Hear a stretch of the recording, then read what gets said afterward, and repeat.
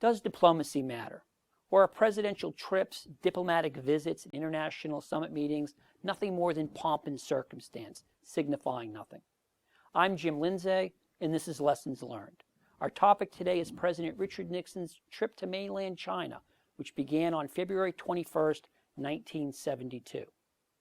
In a world in which Americans get their iPods and their iPads from China, and the Chinese government regularly buys U.S. Treasury notes, allowing Washington to run a $1 trillion deficit, it may be hard to imagine that a single presidential trip could be labeled as a week that changed the world. But that's exactly what Richard Nixon's trip to China did in 1972. U.S. relations with China have been frozen since the end of the Chinese Civil War in 1949, when the Communist Chinese came to power and pushed the nationalist government out to Taiwan. In November 1950, Chinese troops had crossed the Yalu, turning what looked to be an American victory in the Korean War into a bitter stalemate.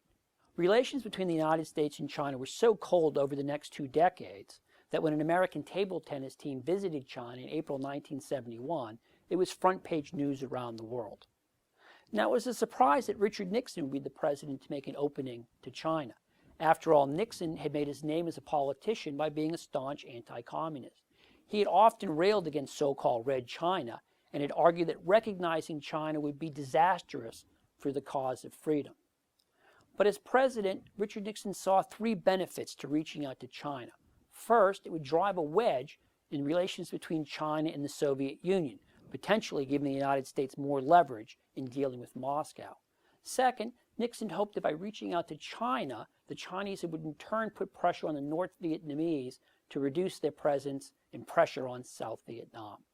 And third, Nixon believed that reaching out to China would recognize what everyone already knew, which is that communist China was here to stay. If we can find the common ground on which we can both stand, where we can build the bridge between us and build the new world, generations in the years ahead will look back and thank us for this meeting that we have held in this past week. Nixon's 8-day visit to China was a remarkable political success. He did not reestablish formal relations with China. That would come 7 years later under President Jimmy Carter. But by going to China in February of 1972, Richard Nixon put the relations between the 2 countries on an entirely new, different, and much more positive track. So what is the lesson of Richard Nixon's trip to China for foreign policy events today? Just this: diplomacy matters. History is usually told as a story of epic battles and courageous last stands. But history is written just as much by wars that are averted, by treaties that are signed, and agreements that are forged. As you think about American foreign policy and its success, much of it is going to depend upon the quality and efficacy of American diplomacy. Just think of the U.S. relationship with China more than 3 decades after Nixon's visit. China has emerged as a global power. The United States has to find a way to recognize the emergence of China while still protecting and advancing American values and American interests.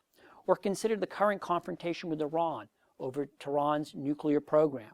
The success of American efforts to pressure the Iranians to stand down from the program is going to depend upon the success of the United States in building, maintaining, and sustaining international pressure on Tehran. Or consider the efforts by the United States to help bring Burma back into the international community after decades of isolation, an effort that is seeking to promote human rights, democracy, and the rule of law in Burma.